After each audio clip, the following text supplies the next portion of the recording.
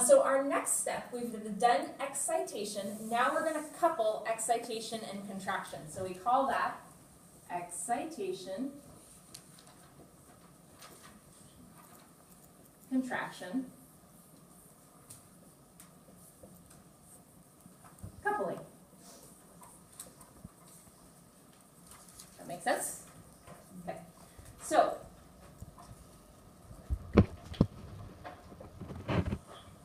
more cell memory. So we have this depolarization, which is coming along, and we have a bunch of channels, gated channels, in the sarcolemma, the cell membrane of the muscle cell. And they just keep going along, right?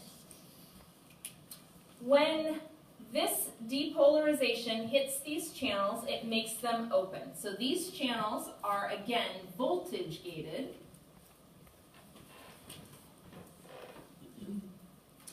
Channels. And they're ion channels. So they're going to let in both sodium and potassium. Mostly sodium is what we're worried about. So when this depolarization arrives, it pops open this channel, and sodium that's hanging out in the extracellular fluid is going to come into the cell. When sodium comes into the cell, what happens to the membrane potential?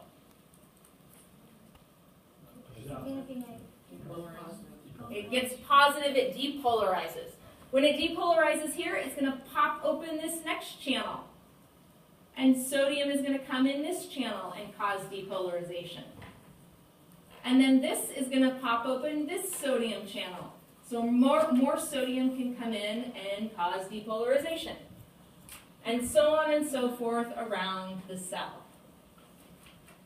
So this opens up, sodium comes in, and we get this wave of depolarization. And that's all happening on the sarcolemma.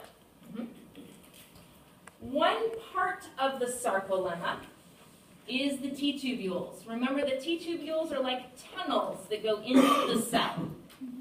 These T-tubules also have voltage-gated sodium channels, right? So they're going to open up when this positive charge is going to keep leapfrogging along till it gets here. It's going to pop open those channels. Sodium, which is in the extracellular fluid, and the tunnel is also filled with extracellular fluid that has lots of sodium in it. The sodium is going to come into the cell. The sodium that comes in the T-tubule is going to depolarize the cell, just like this, the rest of this. And now we have to draw another structure. This is going to be our sarcoplasmic reticulum. You guys remember that? It stores calcium. It looks kind of like a net with an enlarged end over here, so we've got lots of calcium stored in here. When this area of the membrane depolarizes and there's lots of sodium around, it opens up a channel that lets calcium out. So this causes this channel to open up, we let out calcium. So just to make it easier to get my calcium where I need it, this depolarization is going to cause calcium to come out of our storage area, and it's going to diffuse throughout the whole cell. So it's going to go everywhere.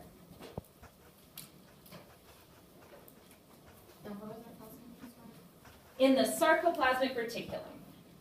So we usually abbreviate that SR.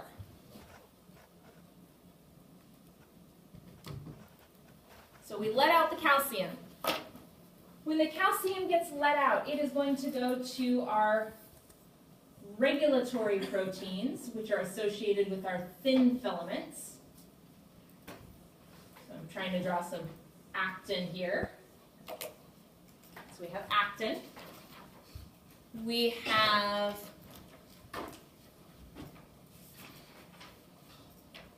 troponin.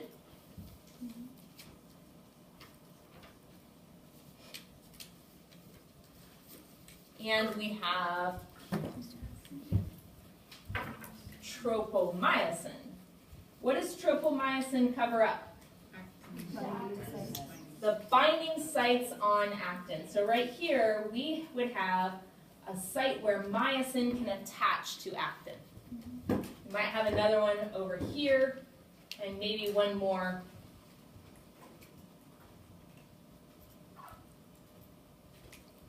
over here. And those are all covered up by tropomyosin, which is this purple one.